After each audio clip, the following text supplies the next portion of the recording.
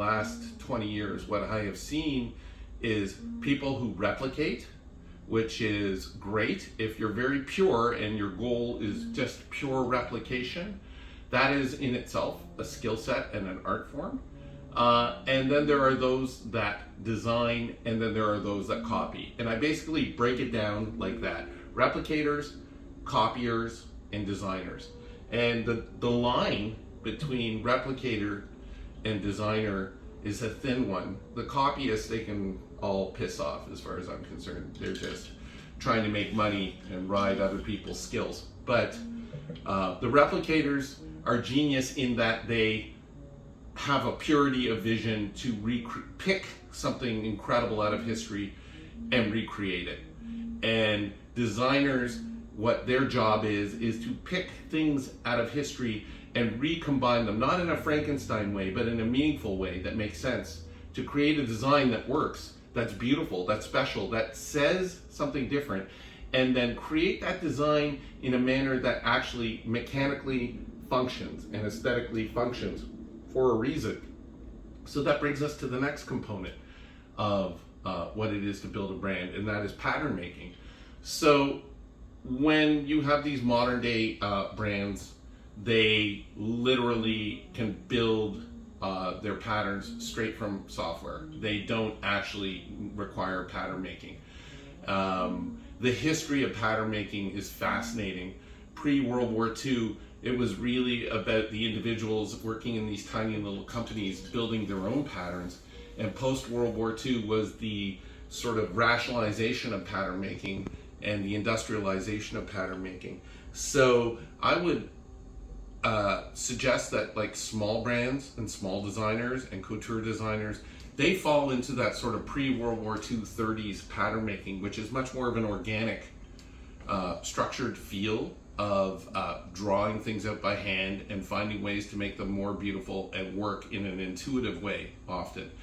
And I would call the replicators and you know, the sort of people who don't do design, often they fall more into either duplicating an exact pattern or reusing sort of limited pattern making skills to copy other people's brands, right?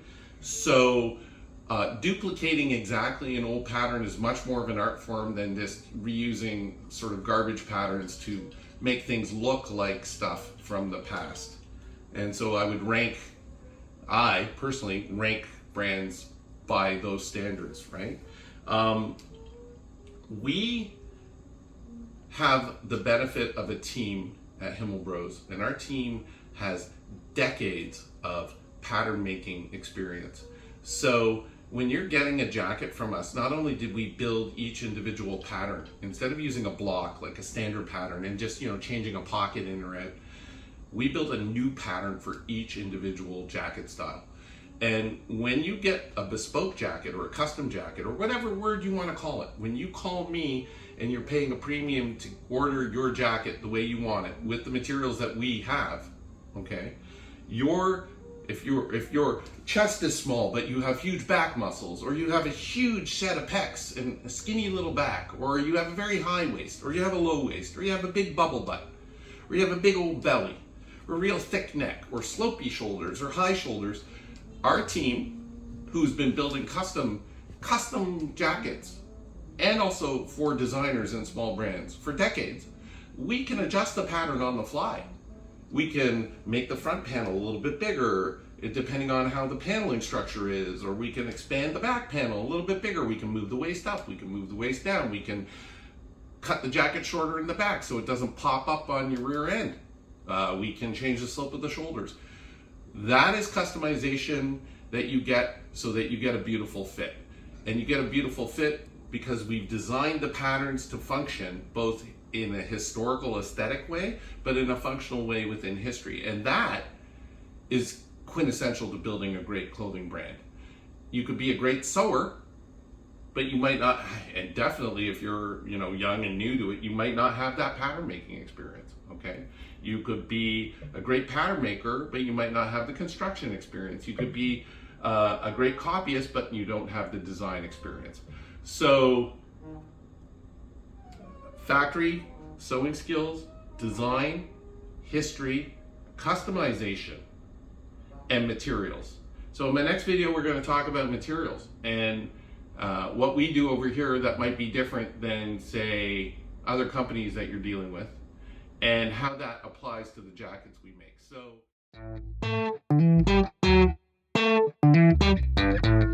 in the previous episode, I talked about what makes a great brand. The one part I didn't talk about is materials, right? So it's very interesting because, you know, as brands go, people can just order, say in the leather jacket world, they can order leather from a particular tannery and say, hey, I use this leather. So I like to think that me and John Chapman and Brett Viberg brought the world of Shinky pit tanned horsehide into popularity, and now there's a lot of people that use Shinky pit tanned horsehide. And you know, one of the interesting components of building my brand and building Himel Bros was in working with Brett and Viberg is Brett and I spend a lot of time traveling the world, going to tanneries, because he shares a similar passion for leather and building not just historically authentic, but maybe possibly new, interesting materials into footwear, the way I do with jackets. So I spent a lot of time traveling to tanneries, and I just got back from Italy, where I went to 2 amazing tanneries in the Northeast, and I'm trying to develop products. But what's really interesting to me is the way that people don't really understand how the difference between just ordering a leather, say I'm making a bag company or a jacket company, and I can just, hey, call up a tannery and order leather, and developing a leather, something unique for your company. So I have all these great samples here that are the net result of my travels, some with Brett, some of my own, like our amazing goat skin that took me so many trips to Linapelle, the biggest leather show in the world, to find, or my veg tanned Shinky horsehide, or my Horween chrome veg retanned leather, or my moose hide, like the golden moose, and that I get right here in Ontario, you know, or my Italian steer hides, and or this beautiful cape skin. You know, why do we select these things, and how do they come? Well, I could tell you that one of the interesting things about leather in jackets is there's historical leather. So when I started, I was trying to find my favorite replicated leathers in vintage jackets. So every company used different tanneries, and those different tanneries had different characteristics in how they built their leathers. And it's not really cut and dry, the chemistry and the ways that these tanneries build these leathers, right? This year, I'm trying to build my own new horsehide, and it has been going on for over a year, because we're trying to build out Himel Bros and build our own proprietary horse leather. And I've been working with 5th generation tanner, and it is not easy to come up with the perfect feel and hand and temper of horsehide. So I can tell you from experience that this is something that most companies won't do. They don't have the time or the money. They look at what other guys use, they call up the tannery, they might call it a different name, but typically tanneries are just good at making one thing, and they do it over and over and over again. One of the interesting things about the world of tanneries is in places where they do a lot of tanning, like Italy, you have companies that will purchase their hides, whether it be kudu or cow or steer or bull or horse. They will find a supplier that supplies them with a really good hide, and they will get it tanned by a contract tanner who's really good at tanning for the characteristics that they want. And then they will be an expert finisher, and then that's all they'll do is finishing.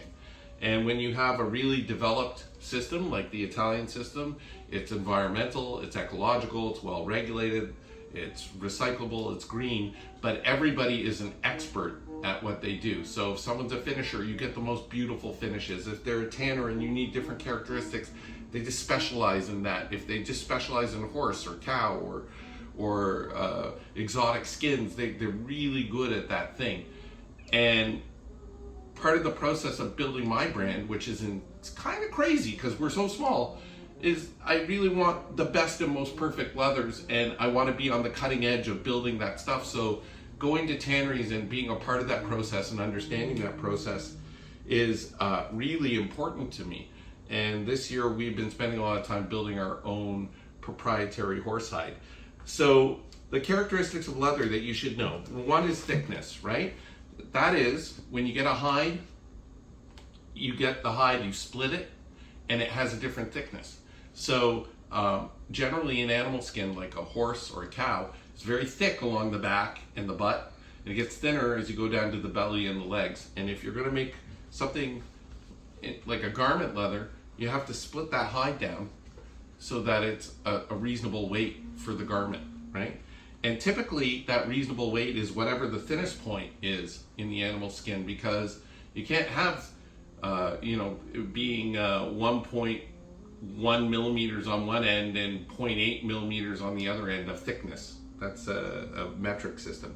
Or if you can't have it being 1.5 ounces of weight per square foot on one end and then 3 ounces of weight on the other end, because how would you cut a jacket? You're gonna have like a one arm panel that's super thick and one that's super thin. It's gonna be super weird, right?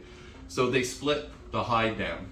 And I see a lot of people talk about the weight of their horsehide. Oh, ours is 1.4, ours is 1.5, ours is 1.3. You can't get a horsehide much past 1.2.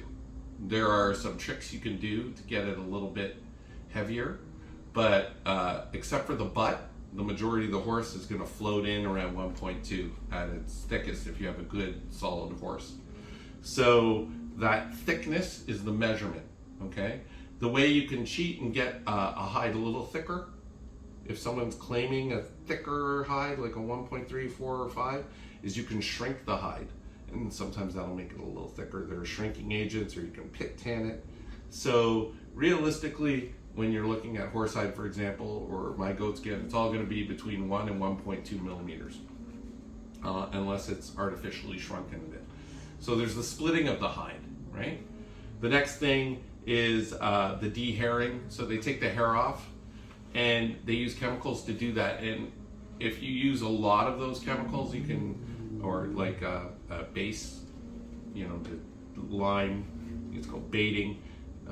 Also, it will soften the leather. So, when you get that glove leather that's super soft and stretchy, they'll often treat it before they tan it to make it super soft, right? And then you have different tanning solutions. So you're talking about vegetable tanning, which is using like bark extracts.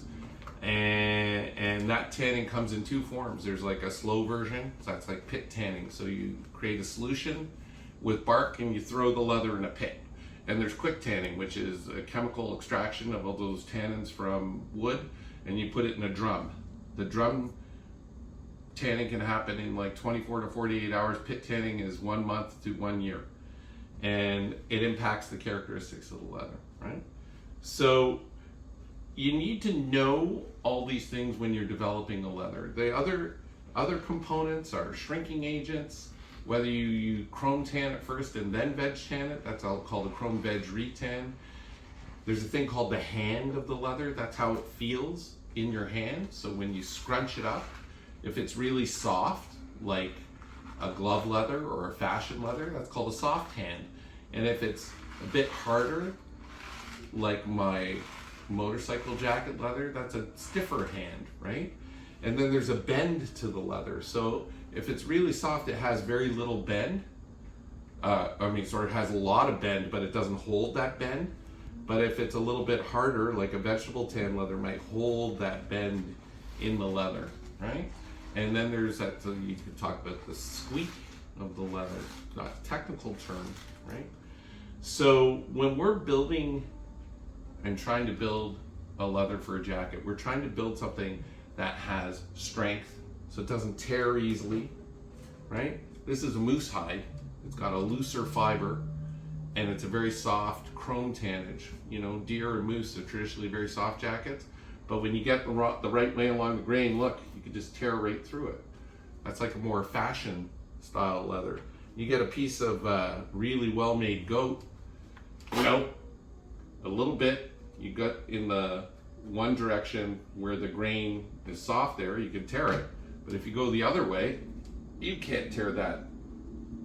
It will not tear it. It's almost, not me anyway, someone twice my size, easily. And then, you know, a really well-made horse, you know, I got a cut in here. Look, from the cut, very little tear in there. So, you know, that gives you a real good indication that different kinds of hides will have a different feel, different tannage, different tear. So we're trying to develop a veg tanned horse hide that has holds its shape, creates really good tunneling, very little pull up. Pull up is the description when you put oil in a leather and you put your finger in and you pull it and you get that light color from the oil moving around.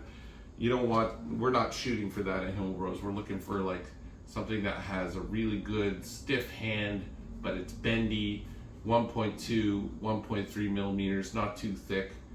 And if you're gonna run a leather jacket brand and you're gonna develop your own leather, you need to understand how tanneries work and leather works, because I'm on the phone with these guys every day working on developing our own leather. When someone says they've developed their own leather and they can't have this kind of conversation, it's just marketing. We're actually building our own tannage. So look forward to having our own branded horsehide in the new year. And if you want to learn more about leather and leather tanning, I can certainly pop up some resources. Follow this video on Himel Bros YouTube channel or Instagram, and I'm going to talk in my next video about how the choice and the tannage and the characteristics of leather make a better leather jacket. So we're going to cover my Northlander leather jacket design. Thanks for watching.